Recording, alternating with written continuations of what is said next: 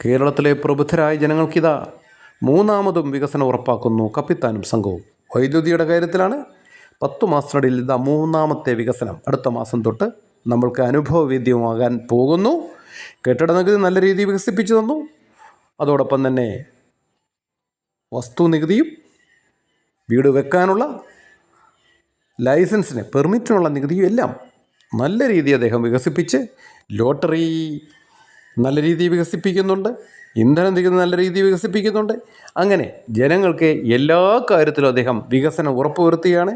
ഈ വികസനമെല്ലാം ജനങ്ങളെ വിളിച്ചറിയിക്കാനായിട്ടുള്ള വികസന യാത്ര വരുന്നുണ്ട്. വെറും 50 കോടി രൂപ ചെലവിൽ മാത്രം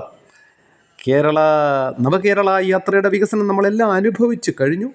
കൂടാതെ അദ്ദേഹം 25 രാജ്യങ്ങളിൽ കേരളത്തിൽ ദശലക്ഷക്കണക്കിന് ഡോളേഴ്സിൻ്റെ വികസനത്തിനായി പോയിട്ട് വന്നിട്ടുണ്ട്.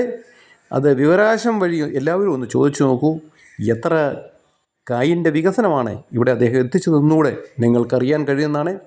അങ്ങനെ ഒരു മൂന്നാമത്തെയും നാലാമത്തെയും ഊഴം ഇതുപോലുള്ള കരുത്തന്മാരായ ഭരണസാരഥികൾക്ക് കൊടുക്കണമെന്നാണ് ഒരു വിനീതമായ അഭ്യർത്ഥന.